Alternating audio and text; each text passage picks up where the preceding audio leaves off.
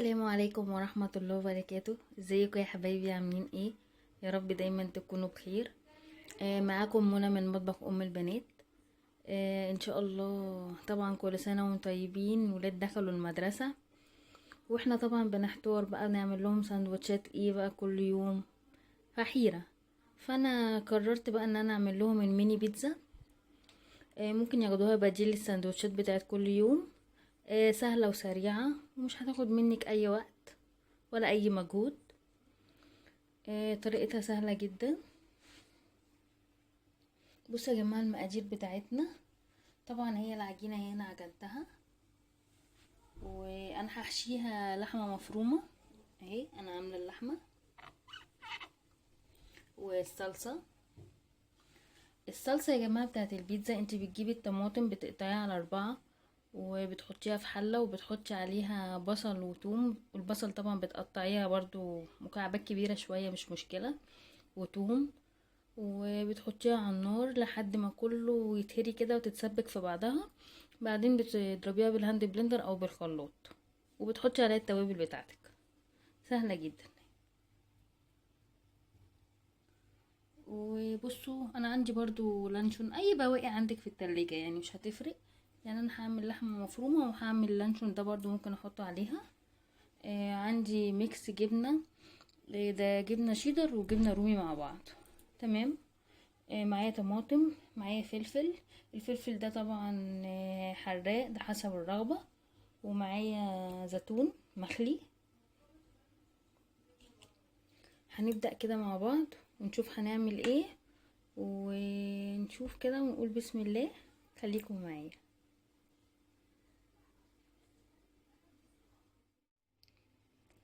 بصوا حبايبي، ده كيلو ونص دقيق انا هعمل العجينة. ده كيلو ونص دقيق او كيلو زي ما انت عاوزة. يعني طبعا الدقيق زي ما انت عاوزة، انت بتحدديه وبتشوفي انت عاوزة قد ايه. تمام. هحط عليه كده ذرة ملح كده، نص معلقة صغيرة. تمام. واقلب الدقيق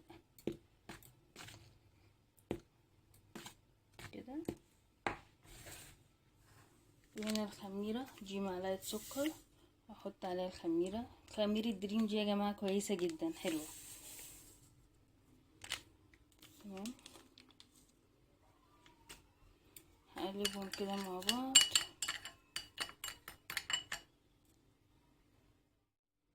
هاخد كده اهو زي ما انتوا شايفين.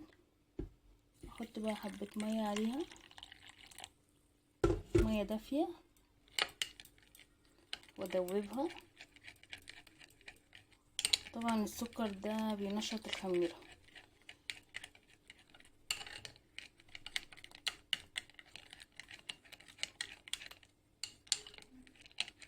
هندوب كده.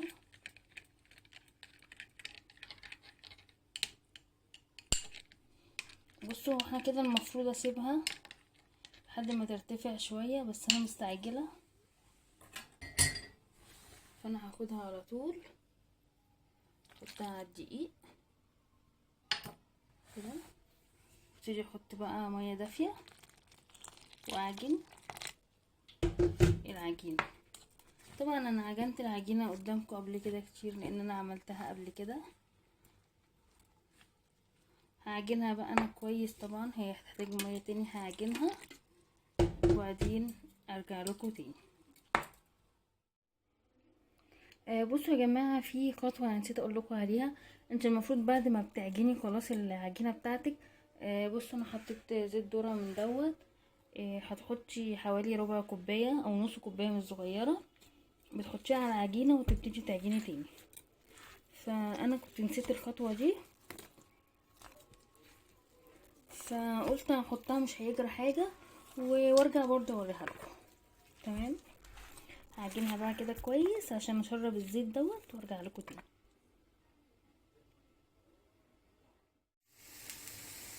بصوا يا جماعه، انا دلوقتي مسكت العجينه بتاعتي وقطعتها كور كده اهو زي ما انتم شايفين. هي خمرت الاول معايا وبعدين قطعتها كده عشان ترتاح. فانا هسيبها دلوقتي ترتاح. انا غطيت الوش بتاعها بالزيت عشان ما يتنشفش مني، وهغطيها بفوطه واسيبها لحد ما ترتاح خالص وبعدين افردها معاكم.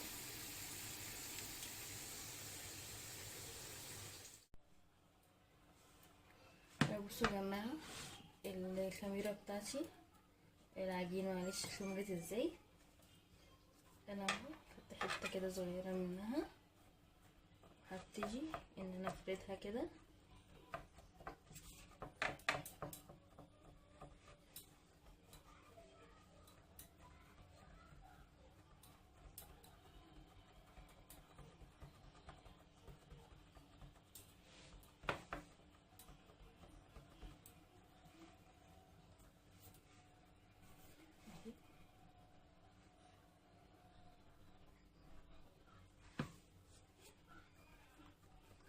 احطها في الصاج بتاعي تستريح برضو تاني حبة.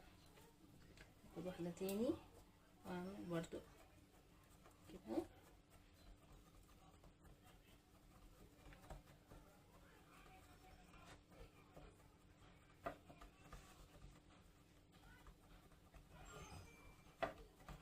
بالشكل ده كده، واسيبها برضو احطها في الصاج تستريح برضو شوية. كل ما تريحي العجينة بيبقى افضل طبعا، وبتطلع معاكي حلوة وبتتفرد معاكي وبيطلع طعمها احلى. تمام، خليكم معايا هخلص وارجع لكم تاني.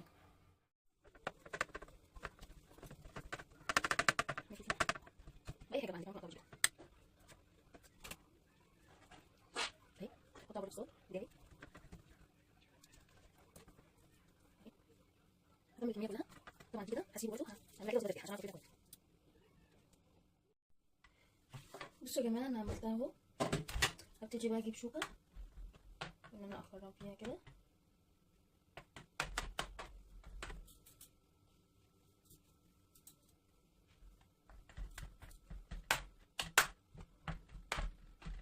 اهو زي ما انتم كده شايفين. بصوا العجينه ارتاحت. هحط بقى اول حاجه ادهن بقى صلصه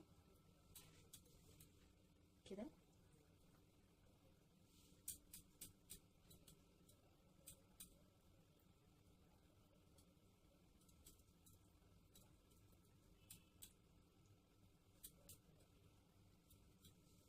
هدهنها كلها.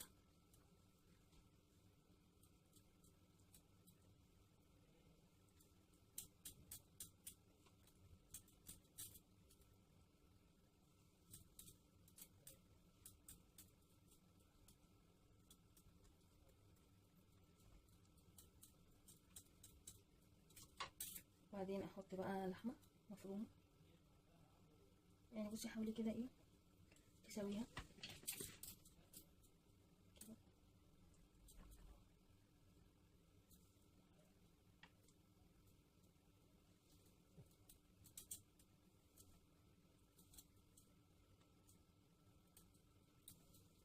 طبعا هو مش شرط ان انت تحطي لحمه مفرومه، انت ممكن تحطي الحشوه اللي انت عاوزاها.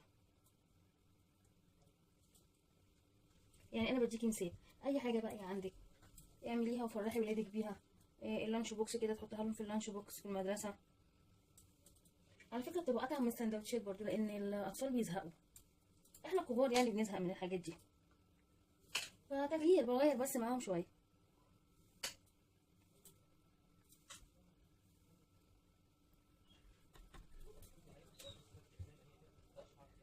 تمام.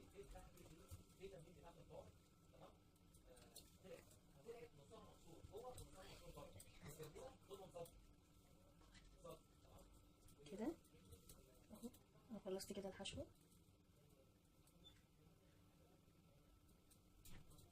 معلش في مفهومش حشوه كتير، يعني حاولي ان انت تدوسي عليها كده بالمعلقه عشان الحشوه ما تقعش منها. دوسي عليها كده.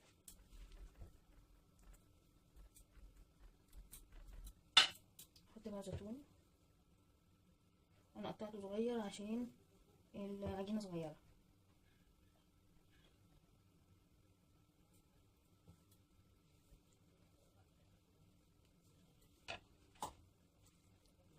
حطي طماطم كده.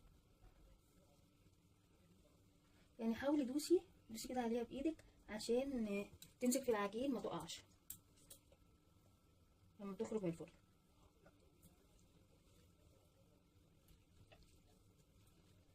كده ما تحطيش طماطم كتير برضو عشان ما تنزلش ميتها فيها.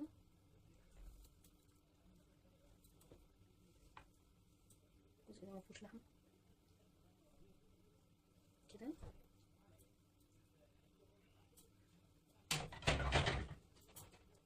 هبتدي احط بقى جبنه على الوش بالشكل ده كده زي ما انتم شايفينها.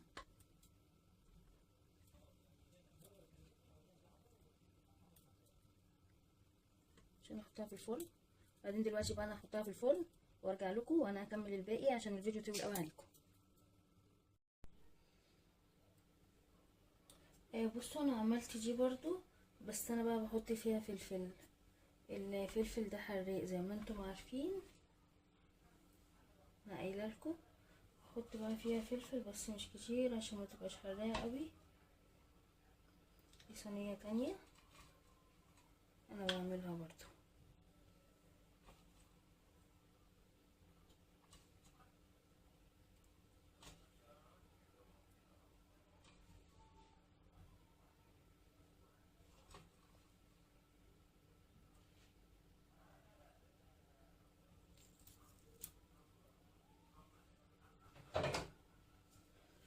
الجبنه بقى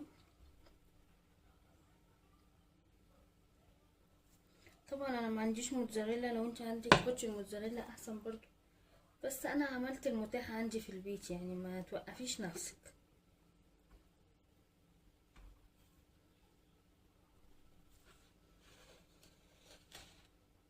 احطها في الفرن بقى وارجع لكم.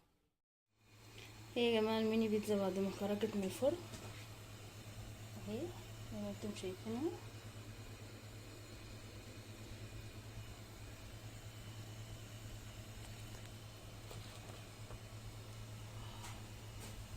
هي من تحت. إيه انا خلاص اهو خلصت يا جماعه زي ما انتم شايفين اهو.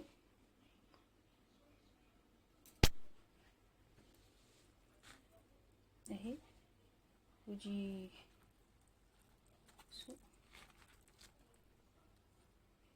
بصوا طريه ازاي ومن جوه عامله ازاي اهي يا جماعه. ده انا عاملاه بالفلفل وده من غير فلفل. طبعا ده عشان حيرة كل يوم، وهنعمل ايه في السندوتشات وهنعمل ايه في اللانش بوكس. فانتوا ممكن تعملوا دي وتحطوها لولادكم مكان السندوتشات. كل الاطفال بتحب البيتزا، ودي حاجات صغيرة كده ميني بيتزا هتحبوها ان شاء الله. ولو عجبتكم الوصفة متنسوش الاشتراك في القناة. كانت معاكم منى من مطبخ ام البنات. سلام عليكم.